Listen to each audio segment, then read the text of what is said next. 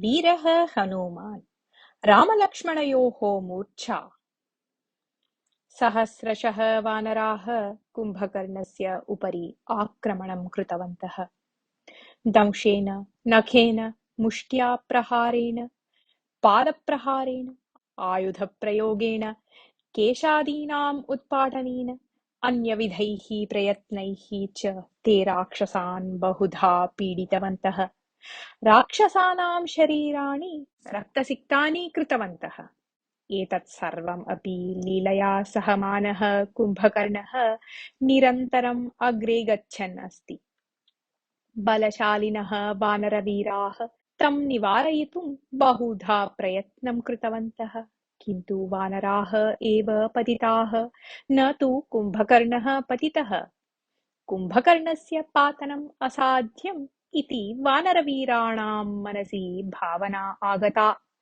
अङ्गदः सुग्रीवः च कुम्भकर्णस्य उपरि निरन्तरं पर्वतशिखराणि पातयन्तौ आस्ताम्, किन्तु कुम्भकर्णः तु किमपि न जातम् इव चिन्तयन् निरातङ्कं तिष्ठति। सुग्रीवः पुनरपि पर्वतशिखराणि क्षिप्तवान्। तदा कुम्भकर्णः क्रोधेन सुग्रीवम् उद्दिश्य एकं शूलं क्षिप्तवान्। एतद् दृष्ट्वा हनूमान् झटिति अग्रे आगत्य शूलं गृहीत्वा खण्डयित्वा क्षिप्तवान्। तदा सर्वे वानराः हर्षेण सिंहनादं कृतवन्तः। कुम्भकर्णः एकं पर्वतशिखरम् उन्नीय सुग्रीवस्य उपरि क्षिप्तवान्। पर्वताघातेन सुग्रीवः मूर्छितः अभवत्। सुग्रीवम् उन्नीय रावणाय प्रदर्श्य रावणस्य पुरतः एव सः खादितः चेत् रावणस्य तृप्तिः, वानराणां च भीतिः। तदा भीतौ रामलक्ष्मणौ सुलभतया जेतुं शक्यौ इति चिन्तयित्वा कुम्भकर्णः मूर्छितं सुग्रीवम् उन्नीय सन्तोषेण नृत्यन् लङ्कां प्रति गतवान्। एतद्दृष्ट्वा अपि हनूमान् निश्चिन्तं मौनं स्थितवान् आसीत्। तस्य विश्वासः आसीत् यत् शीतलवायोः स्पर्शतः जागरणं प्राप्य सुग्रीवः आत्मनः रक्षणं करिष्यति इति। अतः सः वानरान् उक्तवान् यत् केनापि किञ्चिदपि भीतिः प्राप्तव्या नास्ति इति। हनूमता यथा चिन्तितं तथैव प्रवृत्तम्। मार्गे सुग्रीवः सचेतनः जातः। कुम्भकर्णेन नियमानः अहं तदीयभुजयोः उपरि अस्मि इति ज्ञातवान् सः। लङ्कानगर्याः मार्गाः अपि तेन दृष्टाः। राक्षसैः क्रियमाणानि नृत्यानि, भेरीवादनानि च तेन दृष्टानि। मूर्छितः अहं गृहीतः यत् तदेव एतेषां सन्तोषस्य कारणम् इति ज्ञातवान् सुग्रीवः। सः कुम्भकर्णस्य कर्णौ नासिकां च कर्तितवान्। तदा कुम्भकर्णस्य मुखात् रक्तधाराः निर्गताः। क्रुद्धः कुम्भकर्णः सुग्रीवं भूमौ पातयित्वा पादेन मर्दयितुम् उद्युक्तः।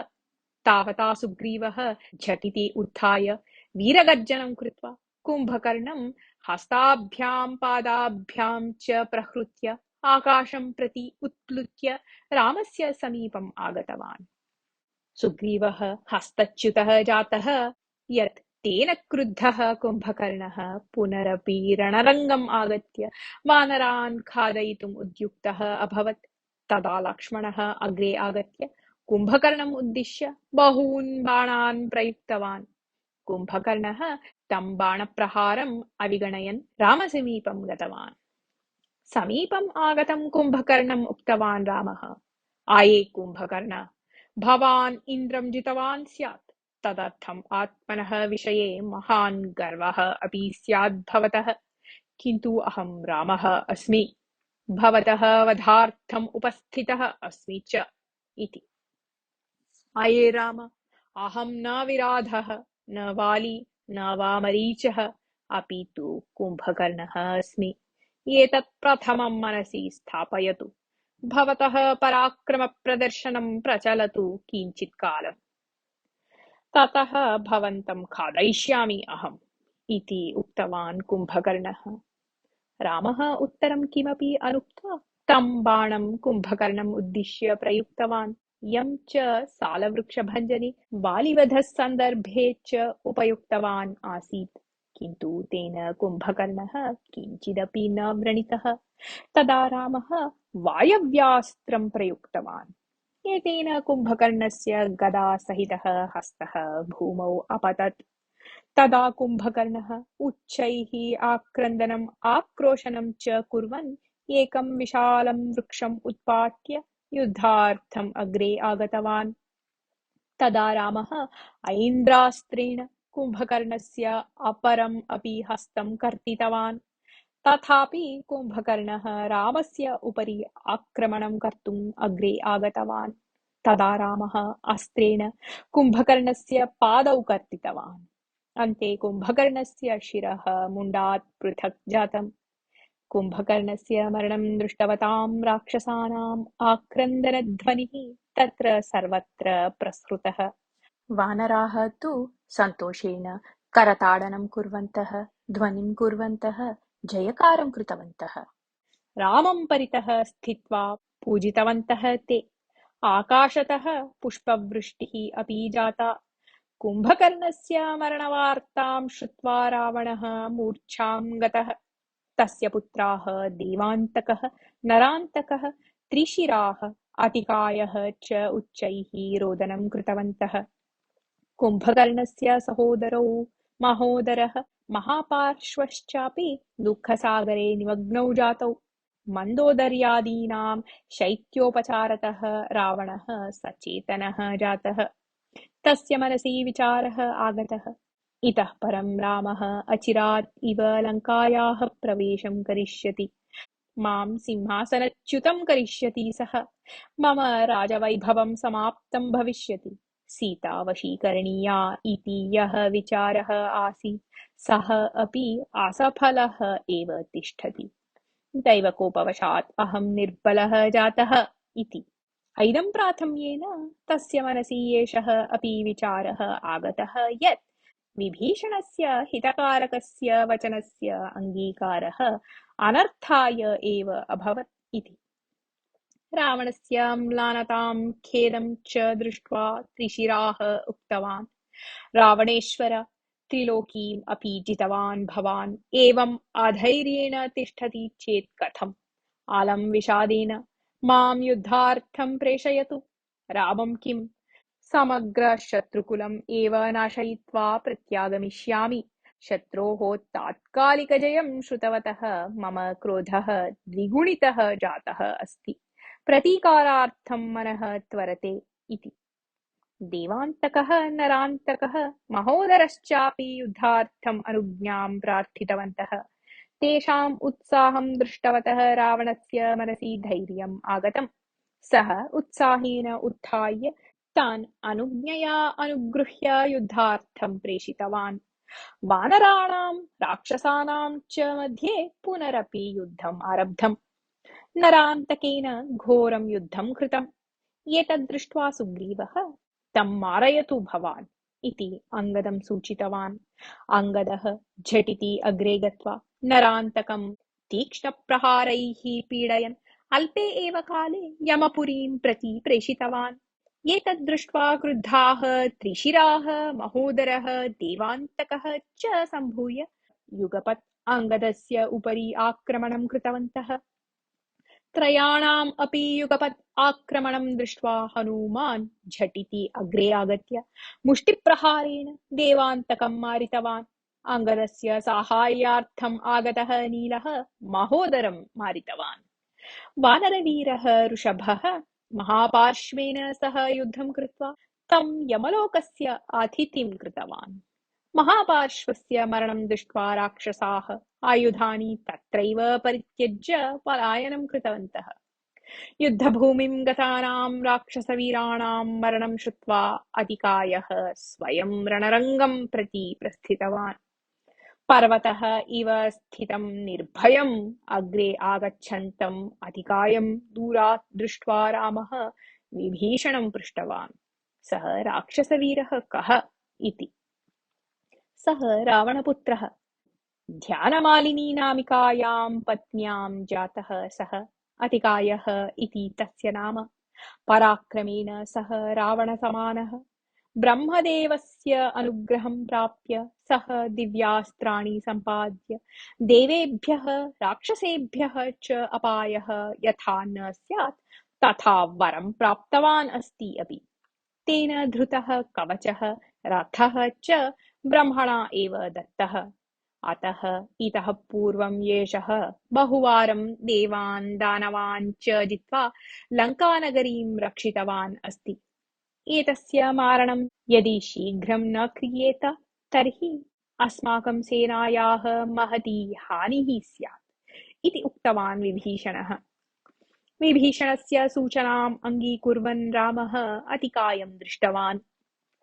तावता अतिकायः वानरसेनायाः समीपम् आगतवान्। तदा कुमुदः, नीलः, मैन्दः, शरभश्च अतिकायं सम्मुखीकृत्य युद्धं कृतवन्तः। किन्तु तेषां प्रतिरोधः अकिञ्चित्करः जातः। अतिकायस्य प्रहारेण वेदनां प्राप्य ते एव आक्रन्दनं कृतवन्तः।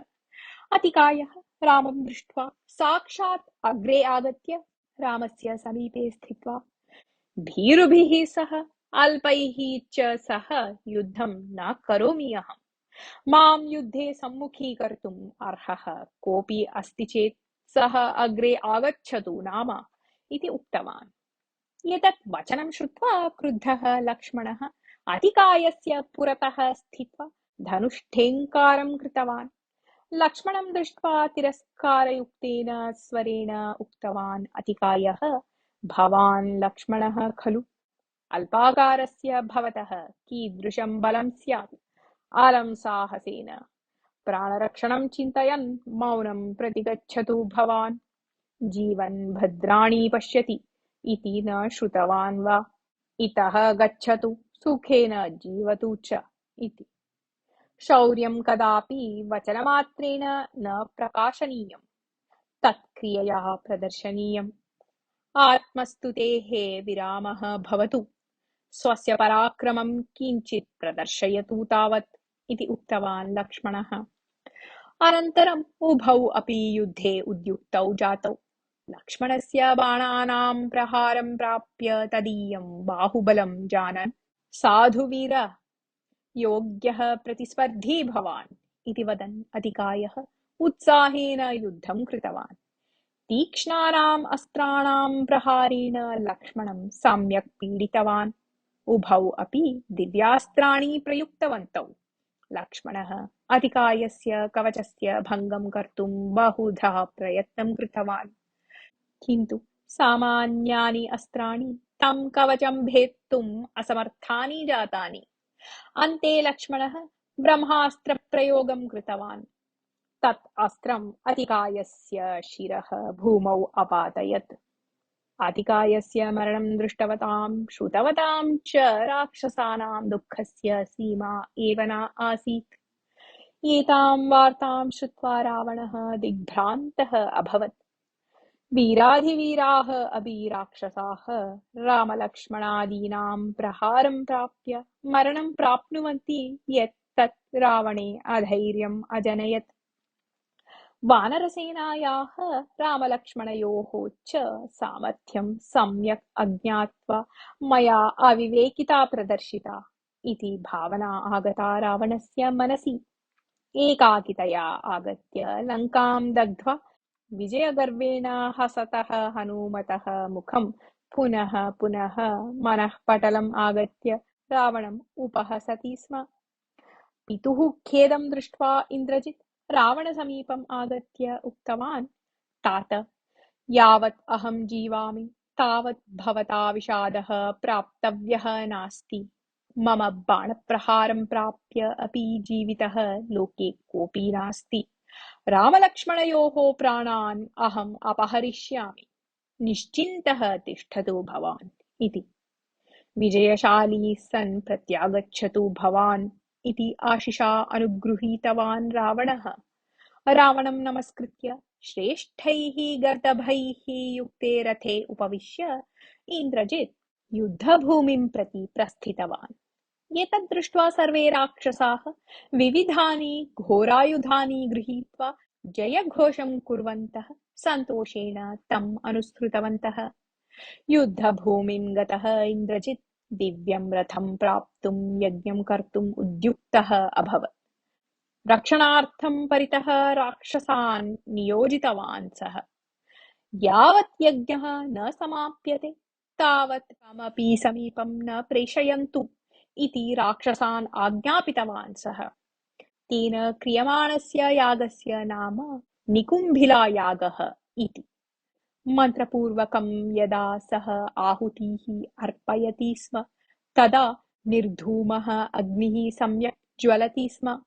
इन्द्रजित् ब्रह्मस्तुतिपरैः मन्त्रैः आहुतिः अर्पयति स्म। एवं ब्रह्माणं सन्तोष्य दिव्यं रथं प्राप्तवान् सः। ततः तेनैव मन्त्रेण आयुधानि अपि अभिमन्त्रितवान्। ततः तदीयः यागः समाप्तः। एवं यागं समाप्य इन्द्रजित् आयुधैः सारथिना रथेन च सह अदृश्यतां गतवान्। राक्षससेना अश्वैः रथैः च सह युद्धभूमिम् अगच्छत्। वानराः धैर्येण राक्षसान् सम्मुखीकृतवन्तः। राक्षसाः विविधैः अस्त्रैः वानरान् पीडितवन्तः।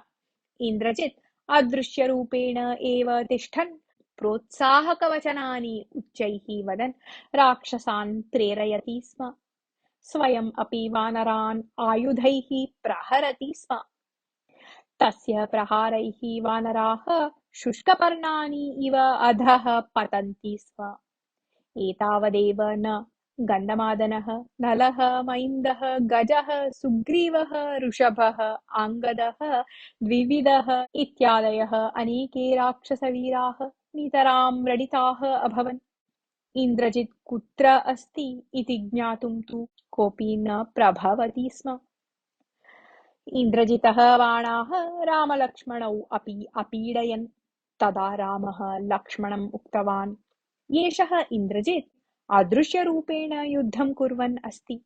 तं वयं संहर्तुं न शक्नुमः। अतः यदि मूर्छितौ इव यदि अभिनयेव तर्हि इन्द्रजित् सन्तोषं प्राप्य रणरङ्गतः निर्गच्छेत् इति। किन्तु तावता इन्द्रजितः बाणः रामलक्ष्मणौ वस्तुतः अपि मूर्छितौ अकरोत्। एतद् दृष्ट्वा इन्द्रजित् सिंहनादं कृत्वा लङ्कां प्रति गतवान्। इन्द्रजिता प्रयुक्तस्य अस्त्रस्य नाम ब्रह्मास्त्रम् इति। तस्य कारणतः कति वानराः मृताः कति व्रणिताः इति आदौ ज्ञातव्यम् अस्माभिः इति विभीषणम् उक्तवान् हनूमान्।